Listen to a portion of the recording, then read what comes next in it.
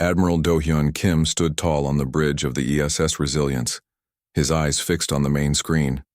The ship, humanity's most advanced warship, hummed with activity as crew members worked at their stations. Outside, Earth looked peaceful, a blue marble against the black of space. "Admiral, we're picking up something strange," said Lieutenant J, his voice tense. "It's not one of ours." Do-hyun stepped closer to the screen. "Show me." The screen changed to show a group of ships. They were unlike anything humans had built. Their hulls gleamed with an odd metal that seemed to shift colors. They were huge, at least 5 times the size of the Resilience. "How many?" asked Do-hyun. "7 large vessels, sir, and they're coming toward us fast." Do-hyun turned to his communications officer. "Any signals?" Before she could answer, the screen flickered. A face appeared, but it was not human.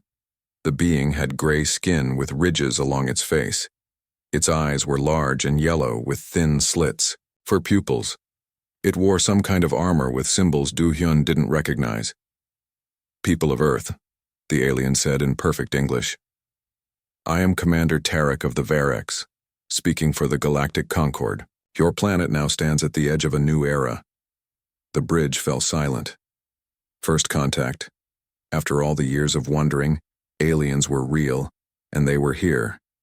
"This is Admiral Do-hyun Kim of Earth Spaceship Resilience. We welcome peaceful contact with your people." The alien's mouth twisted into what might have been a smile, but it looked more like a threat. "Peace is simple, Admiral. Earth will join the Concord as a protected world under our guidance. Your technology is primitive. Your defenses are weak, but your world holds value to us." Do-hyun kept his face calm, but his mind raced. This wasn't a greeting. It was a demand for surrender. "Commander Tarak, Earth is home to billions of people with their own cultures and governments. We need time to discuss your offer." Tarak's yellow eyes narrowed. "You have 72 Earth hours to agree to our terms. Then we will show you the might of the Concord." The screen went black. Do-hyun turned to see Intelligence Officer Soo-jin Park already, working at her station. "Soo-jin, I need everything you can find out about these aliens now." "Already on it, sir," she said, not looking up from her screen. "Their ships have been sending out massive data bursts since they arrived. They're not trying to hide their transmissions." "Overconfidence," Do-hyun said. "Good, we can use that." Pressed a button on his chair. "Chief Engineer Lee, report to the bridge." 5 minutes later, Han-Sol Lee arrived. He was young for his position, but his mind worked faster than anyone Do-hyun had ever met. "You saw our visitors?" Do-hyun asked. Han-Sol nodded. "Their tech is advanced, but their transmission systems are strange. They're using frequencies that pass through our atmosphere in odd ways." "Can you break into their communications?" Han-Sol's eyes lit up. "Give me 6 hours." "You have 3, Do-hyun said. As Han-Sol left, Do-hyun called Earth Command. The president's face appeared on a private screen. "Madam President, we have first contact, but it's not friendly. They want Earth to surrender within 3 days. The Mo." President's face showed no fear, only determination. "Admiral, I'm calling an emergency meeting of the United Earth Council. Can you tell me anything about their capabilities?"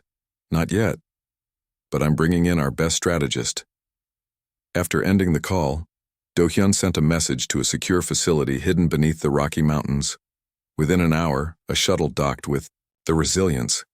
Military strategist Jin Woo Kang stepped onto the bridge. His uniform bore no rank, but everyone knew his importance.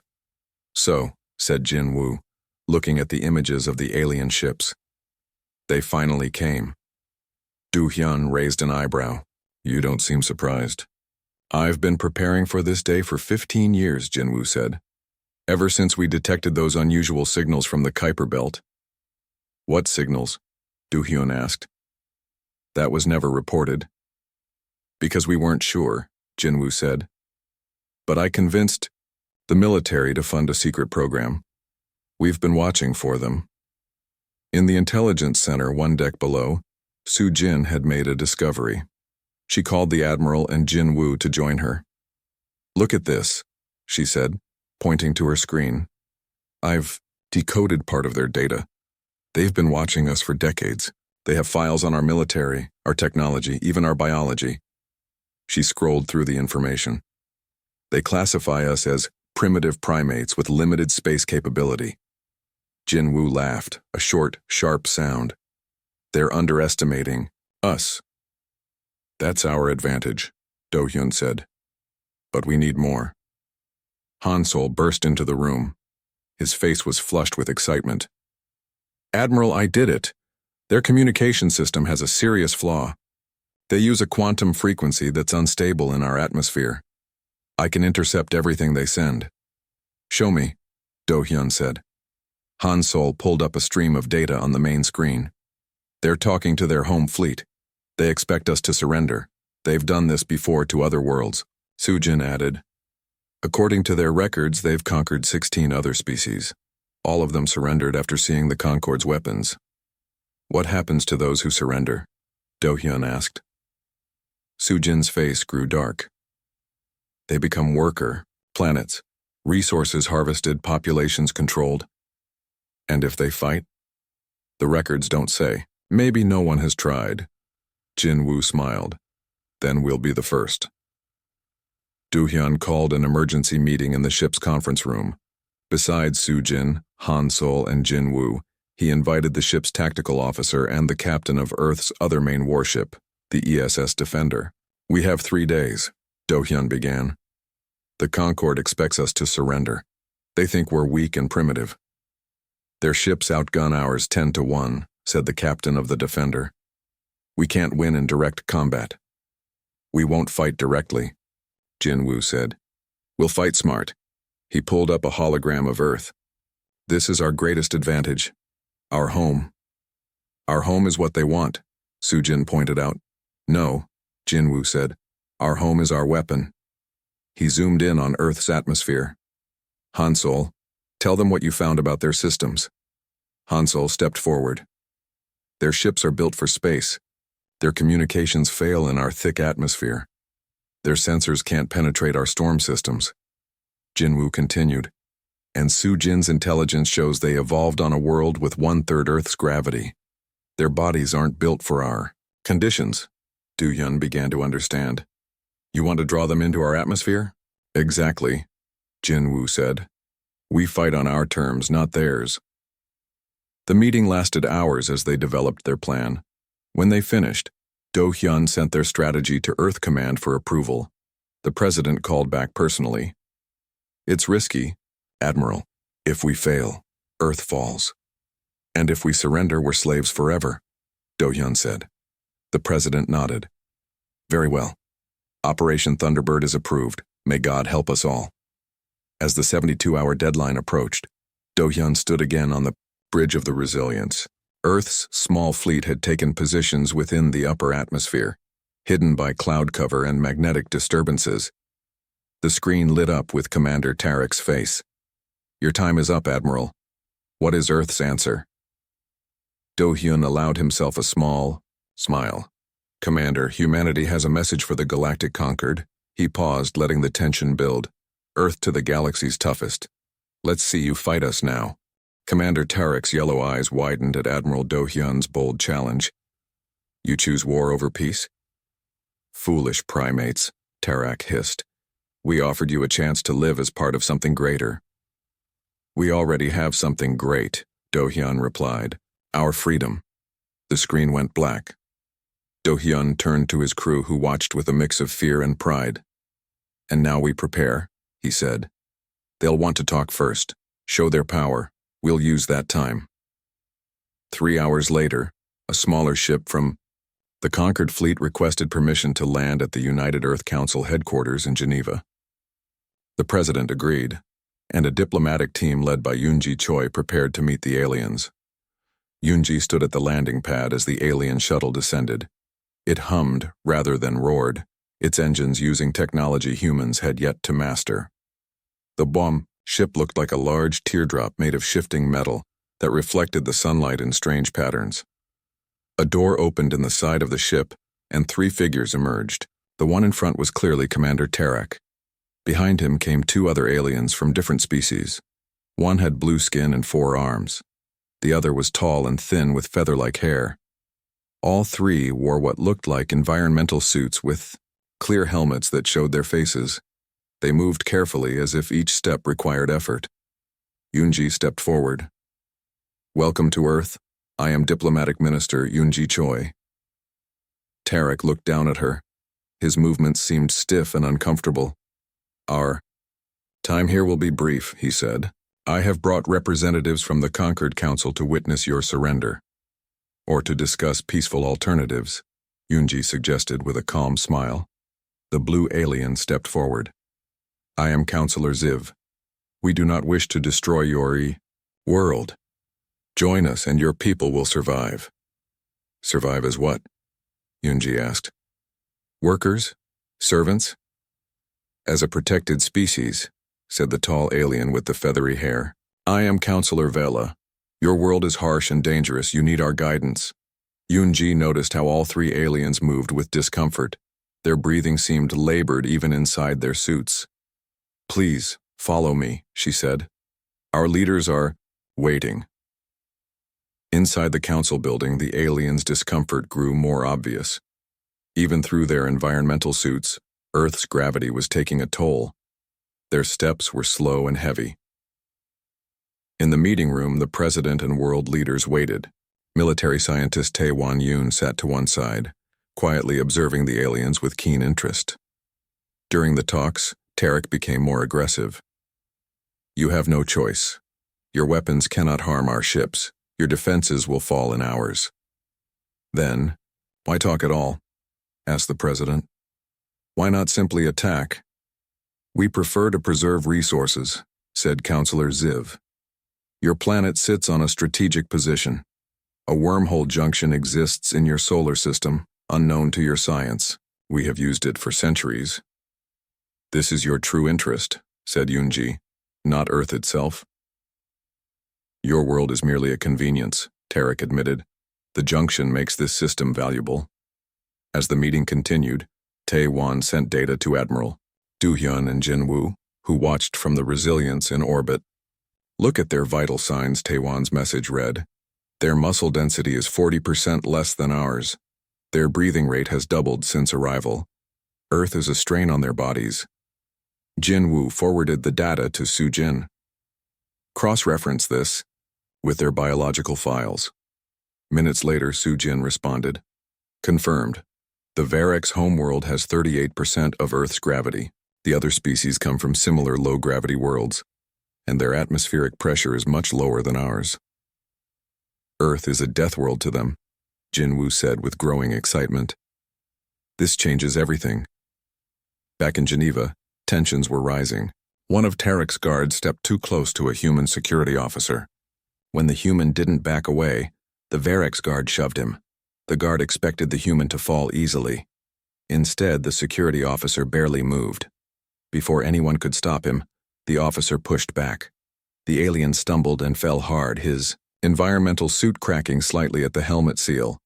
The alien gasped, then began to struggle for breath as Earth's air leaked into his suit. Two other Varex rushed to help him, pulling out an emergency patch kit. Tarek stood quickly, swaying, under Earth's gravity. "This meeting is over. You will regret this insult." "It was your guard who struck first," said Yoonji calmly. "And now you see. We are not as weak as you thought." The aliens retreated to their ship. As they left Earth's atmosphere, Tae-Wan called an emergency defense meeting with the president, Do-hyun, Jin-woo, and other military leaders. "Earth is what galactic societies would call a death world," Tae-Wan explained, showing comparative charts on a large screen. "Our gravity is crushing to them. Our atmospheric pressure strains their bodies. Even our bacteria and viruses could be deadly to them." "How do we use this?" asked the president. Jin-woo stepped forward. "We fight on our terms, not in space, but in our atmosphere. Not with technology, but with the natural advantages our world gives us. They'll attack from space," Dunny said one general. "They won't need to land." "They want the planet intact," Do-hyun pointed out.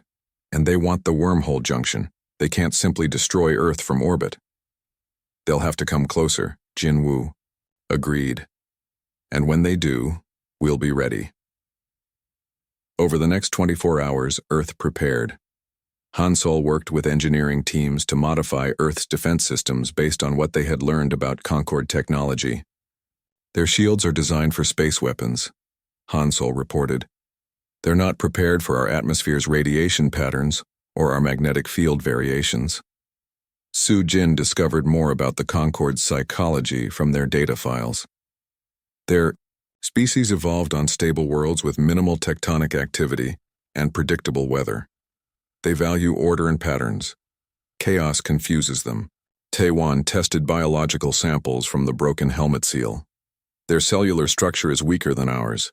They didn't evolve under constant environmental pressure like humans did. Meanwhile, Jin Wu trained special forces units. Use the environment. Use the weather. Use the terrain. Everything that makes Earth challenging to them makes you stronger by comparison. As the deadline approached, Yunji made one final attempt at diplomacy. She sent a message to the Concorde fleet. Commander Tarek, war benefits no one.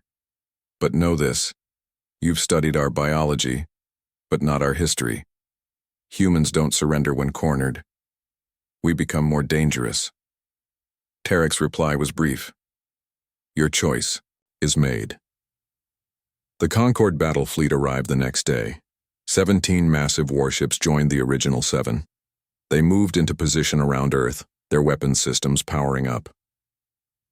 On the bridge of the Resilience, Do Hyun watched the tactical display with calm determination. All ships move to atmosphere positions, he ordered. Operation Thunderbird is now active. Earth's small fleet of 20 ships descended into the upper atmosphere, positioning themselves near storm systems and magnetic anomalies. Ground-based defense systems powered up. Special forces teams moved to key positions around the globe. On the main screen, Commander Tarek appeared one last time. Your resistance is pointless, he said. No species has ever successfully fought the Concorde. Duyun smiled. Then we'll be the first. Tarek's face showed confusion. You smile at your own destruction? No, Dohyun replied. I smile because you still don't understand what you're facing. He leaned forward. You think we're weak because we evolved on a harsh world. But our world didn't make us weak, Commander. It made us strong. The screen went dark as the Concorde cut communications. Moments later, the first enemy ships began to descend toward Earth. The battle for humanity's future had begun. As the Concorde fleet prepared their attack, something remarkable happened on Earth. Nations that had been enemies for generations now stood together. Old rivalries faded in the face of this new threat from the stars. In Beijing, military commanders worked with their counterparts in Washington. In Moscow, scientists shared data with colleagues in London. In every major city, people gathered to watch the news, their faces showing not panic but determination. The president addressed the world from Geneva. Today we are not Americans or Chinese, Russians or Indians. We are humans, and our home is under attack. We will defend it together. Admiral Do Hyun's plan spread across all defense networks. Every nation with space or air capabilities was given a role. At Korea Advanced Institute of Science and Technology, Han Sol led a team of engineers working day and night. They had taken apart communication devices left behind by the alien diplomats. Look at this, Han Sol said, pointing to a small crystal component. Their systems use quantum entanglement, but it's vulnerable to the radiation in our Van Allen belts. His team worked to create jammers that would flood those frequencies with radiation. They built them into satellites and high-altitude drones. Will it work? Asked a young engineer. Han Sol nodded. It will disrupt their communications and targeting systems. Not forever, but long enough to matter. Meanwhile, Su Jin worked with intelligence agencies worldwide. She had found patterns in the Concorde battle tactics from their own data files. They always follow the same steps, she explained to military leaders. First, they disable communications. Then they target military bases, then they hit power grids. They've never changed this pattern in 16 conquests. So they're predictable, said the U.S. Joint Chiefs Chairman. Extremely, Su Jin replied. They evolved on worlds with minimal Natural disasters and stable environments. Their minds work in patterns and struggle with chaos. Jinwoo took this information and developed a strategy he called Earthstorm. Instead of defending key locations, Earth's forces would constantly move. Fighter jets would use storm systems as cover. Ships would hide in deep ocean trenches. Ground forces would use rough terrain that the aliens would struggle to navigate in their environmental suits. "We can't match their technology," Jinwoo told the Global Defense Council, "but we can make Earth itself our weapon." Taiwan's research team had made another important discovery. The Concord races had poor resistance to Earth bacteria and viruses. Their immune systems were weak compared to humans who had evolved fighting countless diseases. "We don't need to make bioweapons," Taiwan explained. "The natural microbes in our air can weaken them if they try to remove their suits." While the military prepared, Yoonji worked with civilian leaders to protect the population. Cities built underground shelters. Food and water supplies were secured, medical teams prepared for casualties. "We need to protect our people first," Yoonji said during an emergency meeting. "Even if we win the battle, we must survive as a species." 72 hours after the aliens' ultimatum, the Concorde began their attack. As expected, they first targeted communication satellites. But thanks to Han Sol's warning, key systems had been moved to protected frequencies and hardened against attack. The aliens were surprised when Earth's communications remained active. Their second wave targeted military bases but found them nearly empty. Equipment and personnel had been moved to hidden locations based on Jinwoo's strategy. On the Resilience, now positioned in the upper atmosphere over the Pacific Ocean, Do-hyun watched the battle unfold. "They're following the exact pattern Soo-jin predicted," he said. "Now is the time. Begin Operation Thunderbird." Earth's forces launched a coordinated counterattack. Fighter jets rose from hidden airfields using storm clouds for cover. Navy ships emerged from deep ocean hiding places. And most importantly, Han Sol activated the radiation jammers. The effect was immediate. Concorde ships lost communication with each other. Their targeting systems failed as Earth's atmospheric radiation, amplified by the jammers, scrambled their sensors. "They're confused," Soo-jin reported, monitoring their communications. "Their battle plan is falling apart." The Concorde ships began to descend lower, trying to get beneath the radiation interference. This was exactly what Jinwoo had predicted. "They're coming into our territory now," he said with a grim smile. As the alien ships entered the lower atmosphere, they faced new challenges. Earth's weather turned against them. A squadron of Concorde fighters flew into a thunderstorm and was scattered by violent winds. Their ships, designed for the calm of space, struggled with the turbulence. Human pilots, used to Earth's harsh conditions, flew through the same storms with practiced skill. They attacked the disoriented alien ships, using simple missiles that the Concorde would normally easily defend against. But with their advanced shields disrupted, the Concorde fighters began to fall. On the ground, the first Concorde troops landed near what they thought was a major military base in the American Midwest. They found an empty facility. As they moved, in their heavy environmental suits, human special forces watched from hidden positions. Jinwoo had trained these soldiers personally. "Let them feel Earth's gravity," he had told them. "Let them struggle with our atmosphere, attack only when they're weakest." The alien soldiers moved slowly, fighting Earth's gravity with every step. Their breathing was labored even inside their suits. When they reached the center of the empty base, the human forces struck from all sides. The battle was brief. Despite their advanced weapons, the Concorde soldiers couldn't react quickly enough in Earth's conditions. After 10 minutes, the human forces had captured 15 alien soldiers and their equipment. Similar scenes played out across the globe. The Concorde had expected an easy victory against primitive humans. Instead, they found themselves fighting not just soldiers, but an entire planet that seemed designed to defeat them. In orbit, the main Concorde battleships began to pull back, confused by the failure of their ground forces and the loss of numerous fighters in the atmosphere.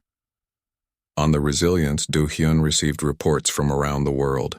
"The first wave is retreating," he announced to his crew, "but they'll be back with a new strategy." Sujin's analysis of captured Concord communications revealed growing concern among the alien commanders. "They're calling us Deathworlders," she told Do-hyun. "They can't understand how we live in these conditions, much less fight in them." "This is just the beginning," Do-hyun said. "They still outgun us in space. They'll adapt to our tactics." Han Sol entered the bridge with news. "Sir, we've analyzed their ship technology. Their hulls can't handle our atmospheric composition for extended periods. The oxygen content is corrosive to their metal alloys." "How long?" asked Do-hyun. 48 hours of exposure would seriously weaken their ships," Han Sol said. "We just need to keep them in our atmosphere." Jinwoo joined them, looking at the tactical display. "Then we need to give them a reason to stay close to Earth." "What would make them risk their ships?" asked Sujin. Jinwoo pointed to the captured alien soldiers. "We have something they want back." Do-hyun nodded slowly. "A rescue mission. They'll have to come back to save their people." "And when they do," said Jinwoo, "we'll be ready for the real battle." As the first day of fighting ended, Earth had won the opening round. But everyone knew the Concorde would return with greater force. The real test was still to come. Humans around the world prepared for the next attack, working together as one species for perhaps the first time in their long history. United by a common threat, humanity had found its greatest strength, not just their physical advantage from evolving on a harsh world, but their ability to stand together when it mattered most. Commander Tarek paced the bridge of his flagship, the Dominant. His movements were easier here in the artificial gravity set to Varric standards. But his pride was wounded. "How can primitive apes resist us?" he demanded. 16 worlds fell before us. Why not Earth? Counselor Ziv, who had returned to the fleet after the failed diplomatic mission, had a theory. "Their world made them strong. We evolved on gentle worlds with stable environments. They evolved on a planet that tried to kill them every day. Then we stay in space," Tarek decided. "We will destroy their defenses from orbit." "And damage the wormhole junction?" asked Counselor Vela. "The High Command wants Earth intact. They also want Earth conquered," Tarek snapped. "We have 15 of our soldiers captured. We must get them back and crush this resistance." On Earth, Admiral Do-hyun met with the United Earth Defense Council.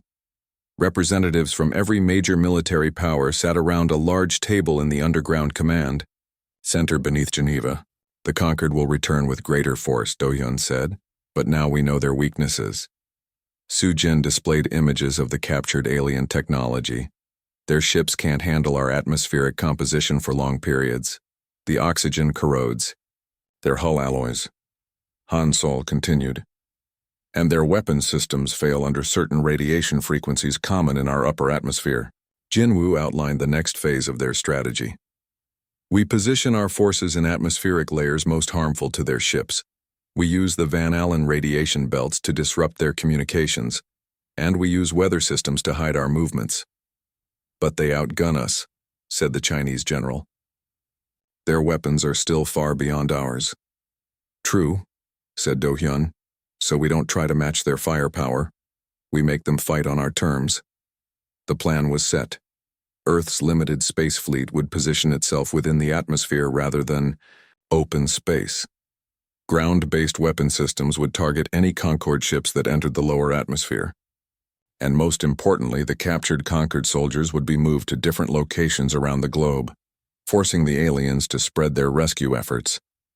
Taiwan had another contribution. "We've created atmospheric processors that can increase the oxygen content in targeted areas. If their hull breach, the increased oxygen will accelerate damage to their ships."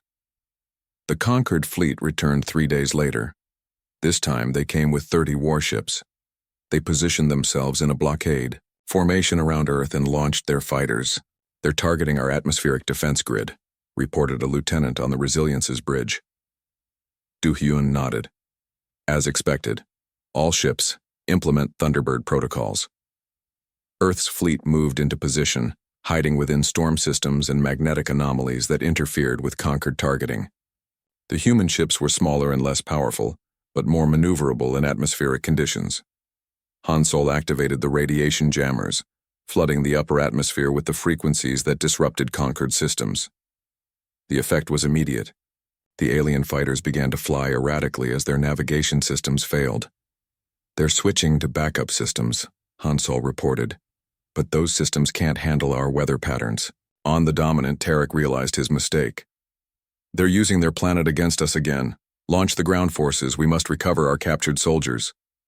The Concorde landed troops at 20 different locations, believing each site held their captured comrades. In reality, the humans had concentrated the prisoners in just 3 locations, heavily defended and deep underground. Jin Wu watched from a command center as the Concorde troops struggled across open terrain. "They can barely walk in our gravity," he observed, "and their suits restrict their movement even more." The human forces waited until the aliens were far from their landing craft, then struck from all sides. Unlike the Conquered with their rigid battle formations, the humans used guerrilla tactics, striking quickly and then disappearing into the landscape. In the skies above North America, a squadron of human fighters engaged Conquered ships over a massive thunderstorm. The human pilots dove into the storm, using the lightning and turbulence as cover. The Concorde pilots hesitated, then followed. For human pilots, flying through storms was dangerous, but practiced. For the Concorde, it was chaos. Their ships, designed for the vacuum of space, couldn't handle the violent air currents and electrical discharges. 6 Concorde fighters crashed without a single human missile fired. Around the world, similar battles played out. The Concorde, with their superior technology, found themselves fighting not just human soldiers but Earth itself. Storms, gravity, radiation, even the bacteria in the air worked against them. Taiwan activated the atmospheric processors, increasing oxygen levels around key battle areas. When a Conquered ship's hull was damaged, the enriched oxygen caused the metal to corrode rapidly, creating larger breaches. On the bridge of the Resilience, Du Hyun watched as the battle unfolded exactly as they had planned. "They're falling into every trap we set," he said. "Too predictable." But Tarek was no fool. After losing a quarter of his ground forces and dozens of fighters, he realized the humans were outthinking him. "Change tactics," he ordered. "Pull back. To orbit. We'll target their major cities from space." Su Jin intercepted this command. "Admiral, they're retreating to orbit. They plan to attack cities directly." This was the moment Do Hyun had waited for. Launch Operation Solar Flare. Hidden, satellites around Earth activated, focusing the solar radiation that Earth's magnetic field usually deflected. They created an artificial radiation surge that mimicked a solar flare, but precisely targeted at the retreating Conquered ships. The effect was devastating.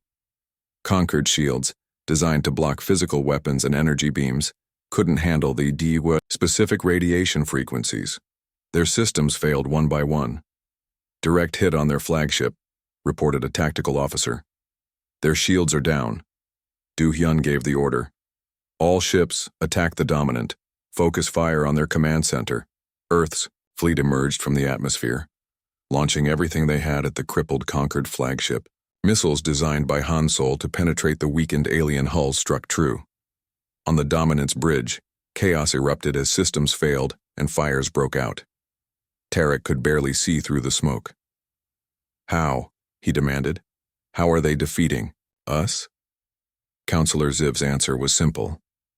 "They know their world better than we do, and they're fighting for their survival." The Dominant's main engines exploded, sending the massive ship tumbling out of orbit.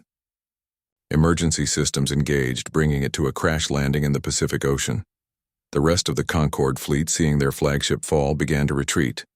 Human forces moved quickly to secure the crashed alien flagship.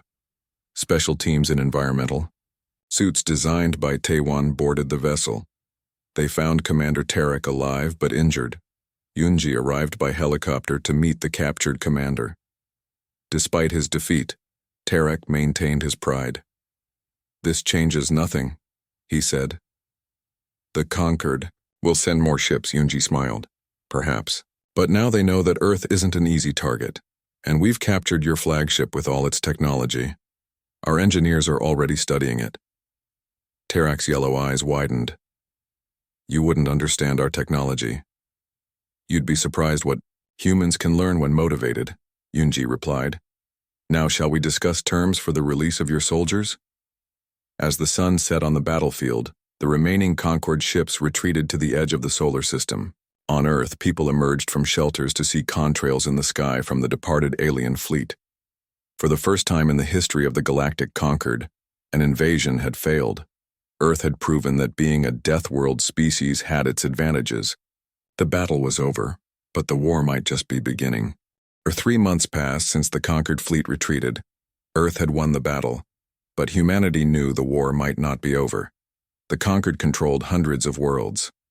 Earth was just one planet, no matter how tough its people had proven to be.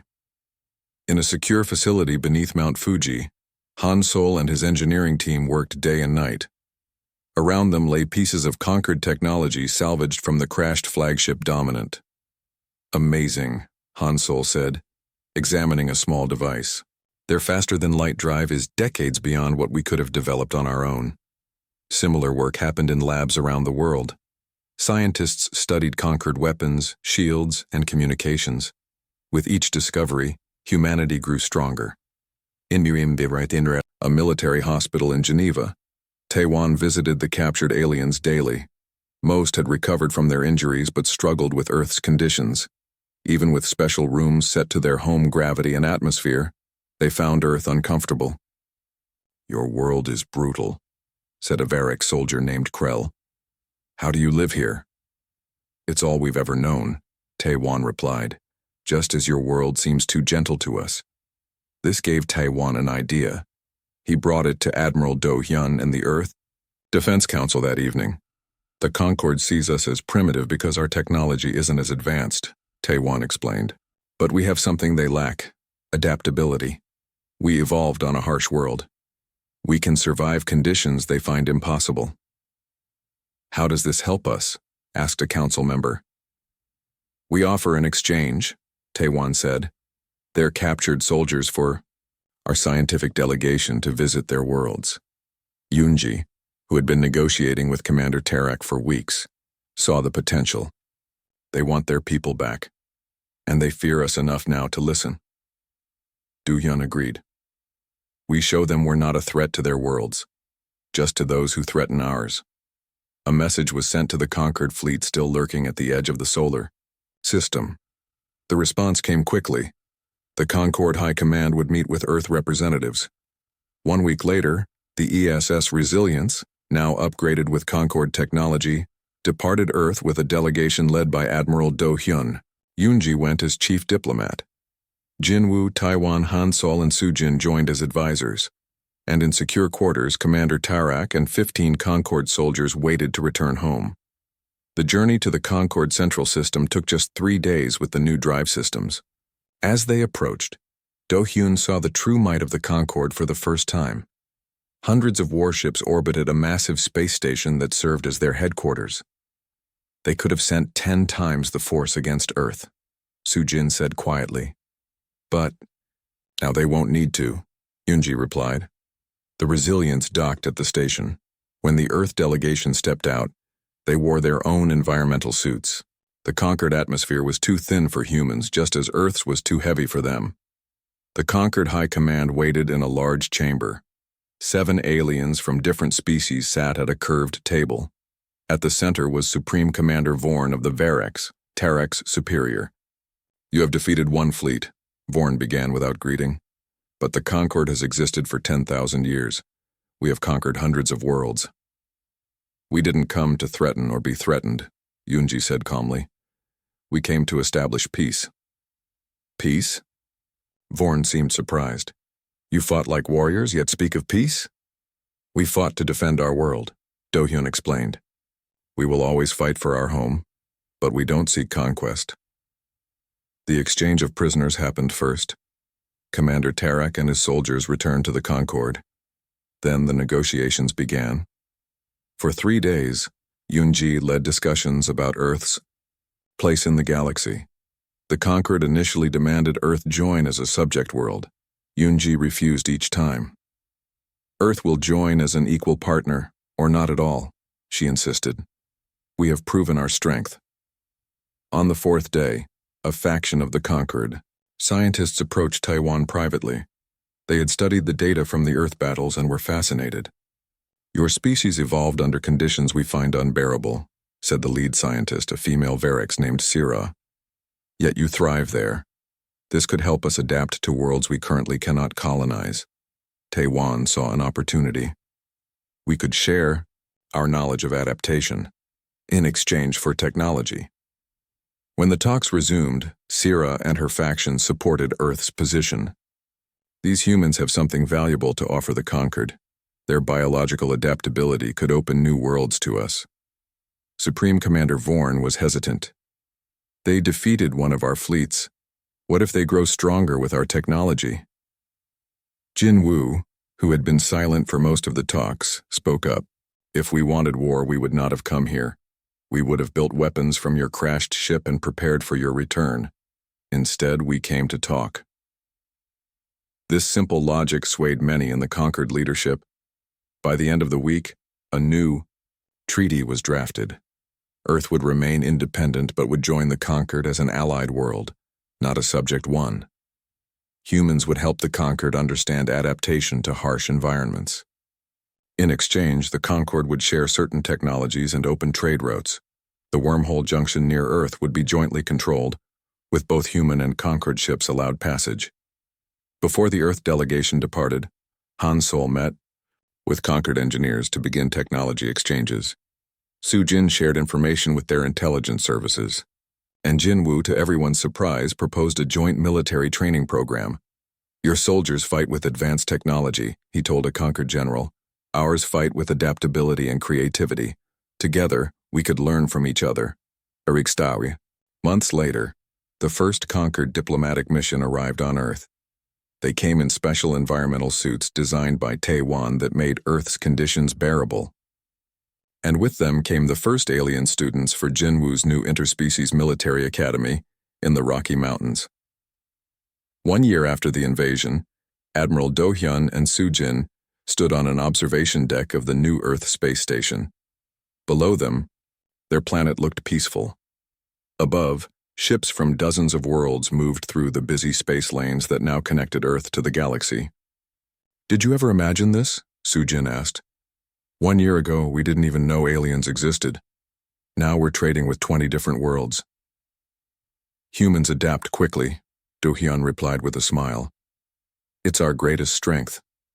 A Varix officer, named Sarek, one of Jinwoo's students, joined them on the deck. Like all Varix on Earth, he struggled with the gravity but had grown stronger during his training. Admiral, Sarek said, I've often wondered, how did humans become so formidable, despite being isolated on one world? Do Hyun looked down at Earth, then back to the stars. It wasn't despite our isolation, he explained. It was because of it. Our world challenged us every day with its gravity, its weather, its diseases. Struggle doesn't make us weaker, Sarek. It makes us stronger.